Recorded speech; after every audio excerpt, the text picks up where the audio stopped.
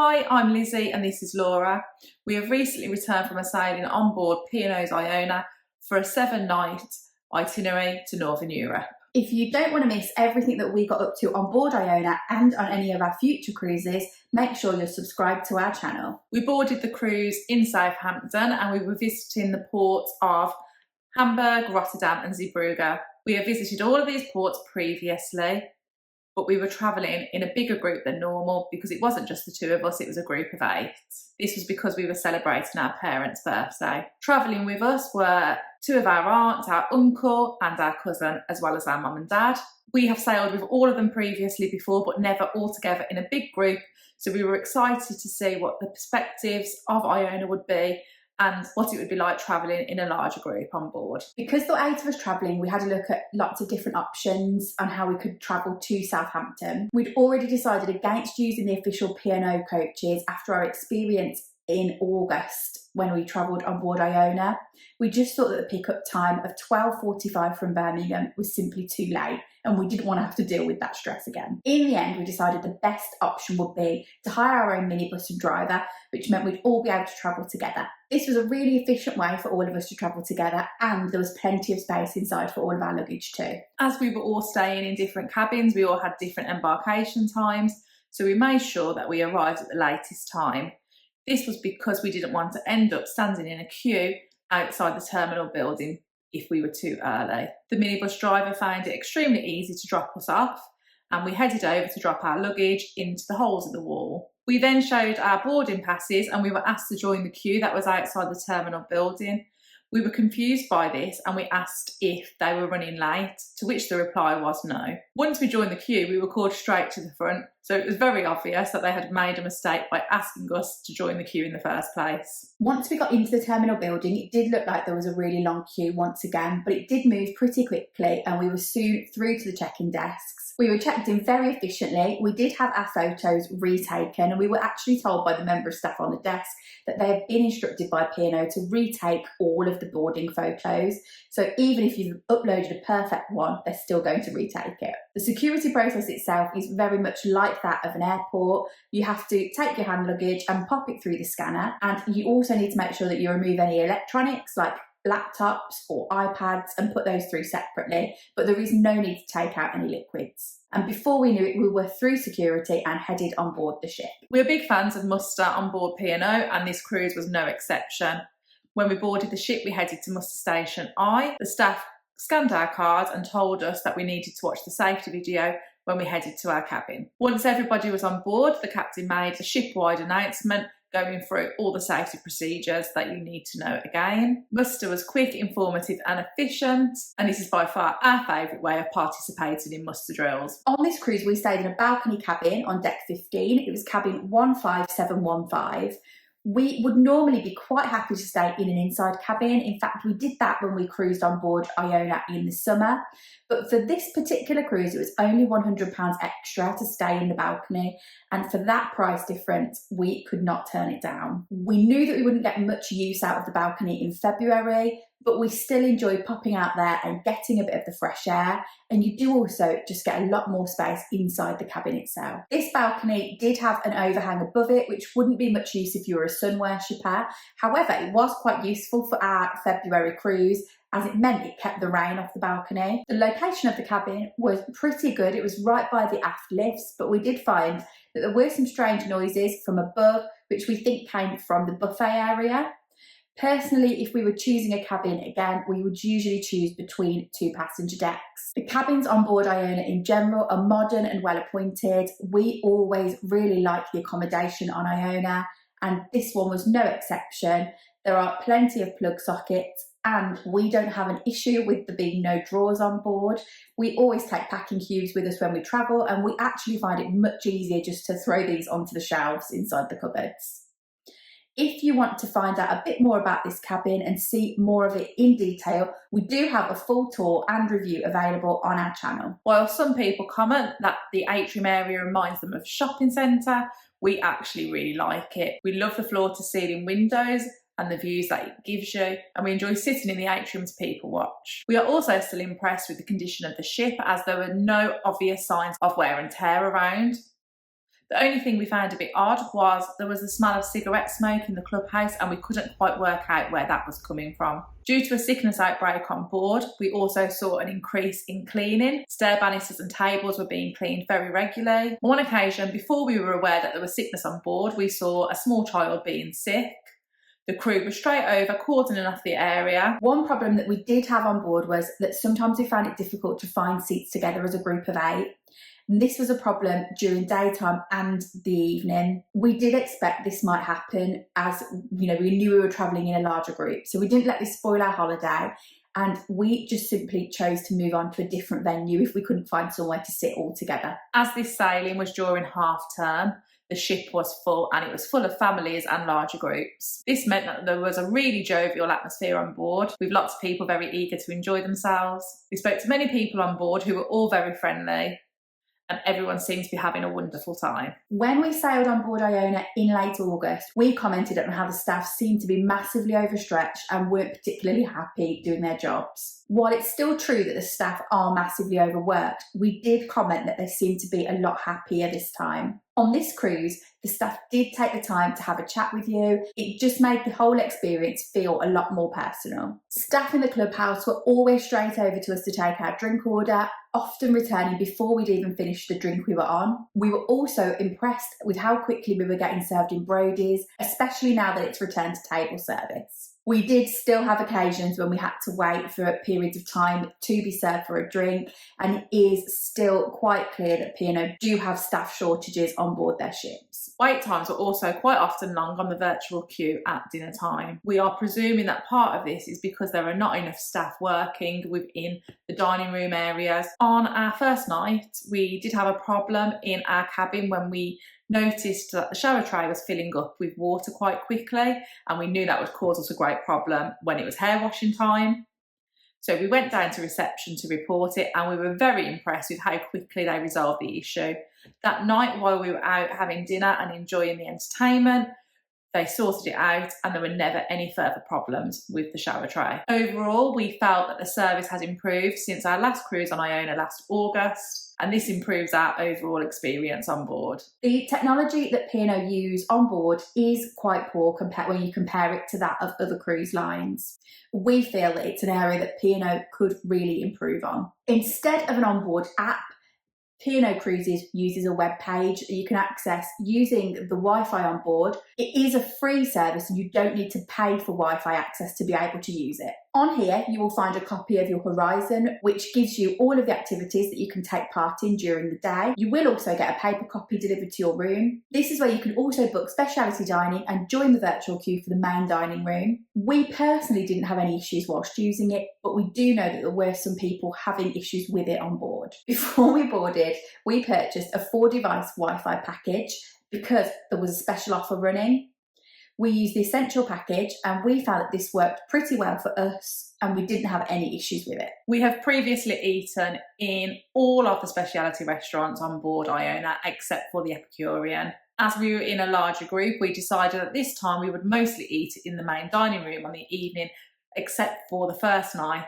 As is a tradition for us, we usually eat in the beach house on the first night on a P&O cruise. We have chosen to do this because often the first night is when the virtual queue can be extremely chaotic. As always, we enjoyed the beach house, eating some of our favourites, such as sweet potato and mozzarella skins, nachos, chicken sizzler, and lava rock steak. We always think the beach house is well worth the small additional fee. We were really looking forward to trying the main dining rooms on board this cruise because we were aware that the menus had been changed since our last sailing on board a P&O ship. We were interested to see if this was an improvement on what we'd previously been offered. We were not disappointed and we were still able to find some of our favourites on the menus, but we also tried some new dishes such as prawn boona, tandoori salmon, arancini and Chinese pork. There was still chicken and steak available every day. And overall, we thought that the quality of the food in the main dining room had improved since the last time we'd sailed on board. We also used the main dining room at lunchtime, where we found that the menu had not changed. In fact, I'm sure it was identical to the last time we ate in the main dining room for lunch. One thing that we were keen to try was booking the dining room for breakfast, as you as we had never tried this previously. Despite booking it for 8:15, we were still greeted with quite a long queue. Personally, we enjoy eating breakfast in the main dining room as we find it far less hectic than eating in the buffet, and the queue didn't put us off. We used the Horizon buffet on a number of occasions for breakfast and lunch, and as expected, we did find it very difficult to find a table for all 8 of us together in there. The venue itself was always very busy, particularly at peak times. The food quality, though, we did think was very good. We also really enjoyed that there were some new labels above the buffet sections, so you could see really clearly the theming and what you were going to be eating. A food venue that we really enjoy using on Iona is the Quays, and judging by how busy it was constantly on this cruise, we are not the only ones. It was often a real struggle to get a table here, even if we were just in a 2. So whether we were in a 2, a 4, a 6 or an 8, it was very difficult to get a table. We managed to sample some of our favourite dishes in there though, such as katsu curry, fish and chips and southern fried chicken. You can also eat here at breakfast, but again, it was always very busy. We had to abandon eating there as we could not find a table at all. One thing we noticed was that the menu at Fusion changed on the evening with different dishes on offer, something we've never noticed previously. However, because we tended to eat in the main dining room for dinner, we didn't sample any of these. Another one of our favourite included restaurants on Iona is the Olive Grove. This is an extremely popular venue and we would recommend booking as soon as you get on board if you do want to eat here. We managed to book a table for lunch. We couldn't get a table for 8, so we booked a table for 4 and then 2 tables for 2 at the same time. The staff at the Olive Grove were absolutely fine with this and they were happy to seat us all together. We couldn't resist ordering our favourite starter in there, the Mediterranean Trio, and this was great as usual. For our mains, we had the peri peri chicken and the carbonara, which we both really enjoyed. As we considered the cost of the cruise to be a bargain, we decided to treat ourselves to the Deluxe Drinks package. The Deluxe Drinks package gives access to a wider range of cocktails, such as the rhubarb Bellini, a wider choice of wines, which are also served in a larger measure, craft beers, which we didn't have any of, large spirits, and Laura's favourite, a bottle of Diet Coke. We know that some people consider drink packages to be a waste of money, but for us we find them to be good value. By the time we include the soft drinks and water that we have drank throughout the daytime, we often don't need many alcoholic drinks to make it worth the cost. We understand that drink packages don't work for everyone though. On board Iona, we found that the spirits and wines were of a good quality, usually branded. One thing that frustrates us though is that the bar staff will not move away from the menu that is for that specific bar. So if you want a certain drink,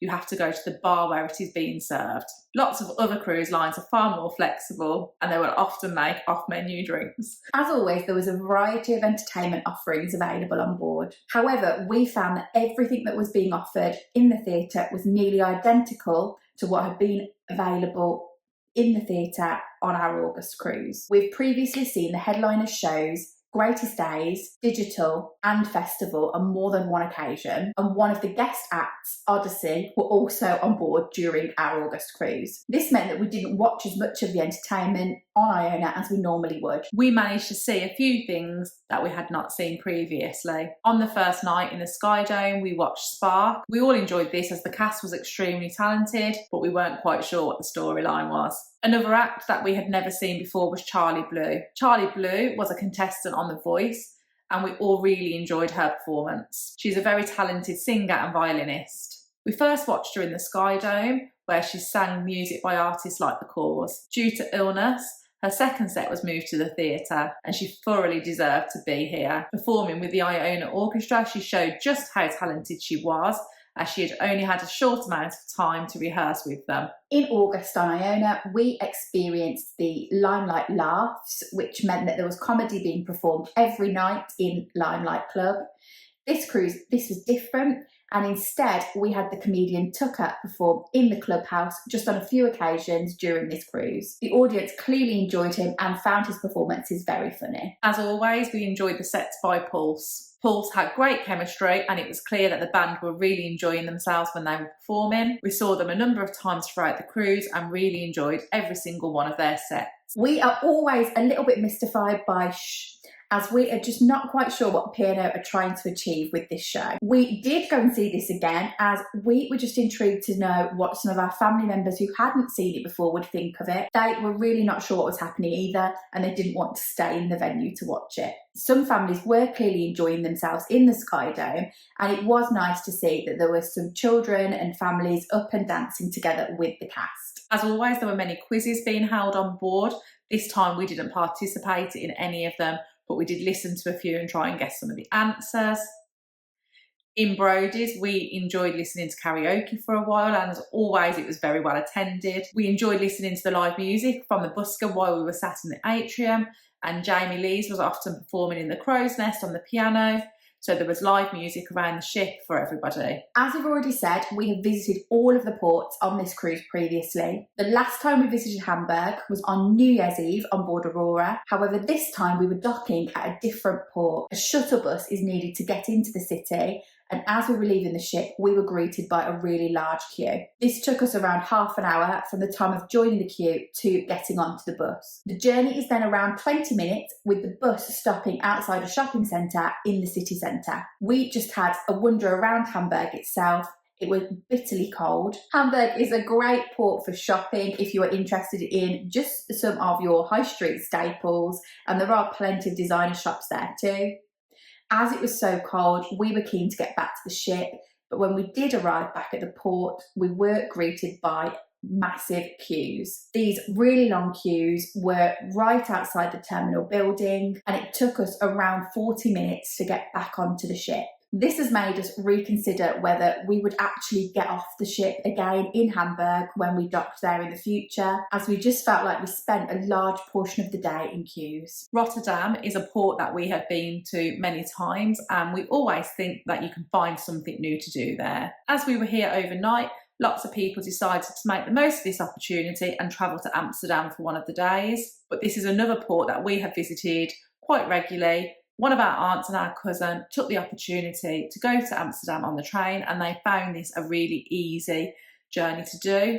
On day one in Rotterdam, we walked across the Erasmus Bridge along the river and then headed towards the market hall. We then enjoyed a very pleasant lunch in Nosh and Savour and had a stroll around some of the shops. On the second day, we just had a wander around the immediate port area as the weather was not the best. We always find this quite a pleasant area to have a stroll around, but we decided to not walk that far. Embarkation and disembarkation is very easy to do in Rotterdam, as you just need to walk through the main building, through security, and get onto the ship. Another port that we've visited many times is Bruge. There are lots of different places that you can travel to from there, and this time we chose to go to Bruges. We booked the Cruise Express, which is a coach service that you can pick up from pretty much right outside the terminal building, and this will transport you straight into Bruges. We found this a really easy way to travel to Bruges, and we would definitely do this again. While we were in Bruges, we really enjoyed walking around the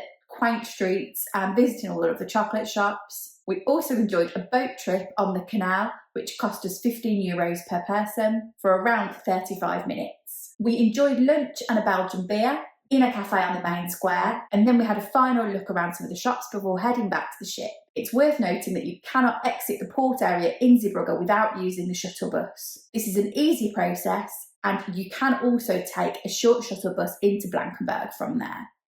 We think that Zeebrugge is a great port to visit, so we're not sad that we will be visiting again quite soon. Disembarkation was a smooth process on Iona. We put out our luggage the night before, and we appreciate the fact that it does not need to be out until 2 a.m. This means you can put all the clothes in that you were wearing the night before and just makes life a little bit easier. On Iona, you need to be out of your cabin at 8 a.m, so at this time it is very busy to get a lift. We highly recommend that if you can, you use the stairs around this time, otherwise you're in for a long wait. As we were in 4 different cabins, we had 4 different disembarkation times, and strangely ours was for an accessible disembarkation time, which we have no idea why. We were assured that it was not a problem that we all had different times and that we could all leave the ship together. We joined the queue and we were soon scanned off the ship. After walking along the air bridge, you enter the baggage hall, and it was pretty easy to find our suitcases as they were arranged in floors. Once we left the port building, we were directed by the many members of staff to the area we needed to go to get the minibus. There were lots of staff members around giving you directions to tell you where you could get taxis from or how to get your car back from CPS parking. We thought that overall this cruise was really good value for money. At the time that we booked, it was £499 for an inside cabin or £599 for a balcony. As it was half term, we thought this was incredible value. What other holiday could you get for this price, including food and in-school holidays? Overall, we thoroughly enjoyed our cruise on board Iona once again. The extra measures taken on board for the norovirus outbreak did not put a dampener on our holiday.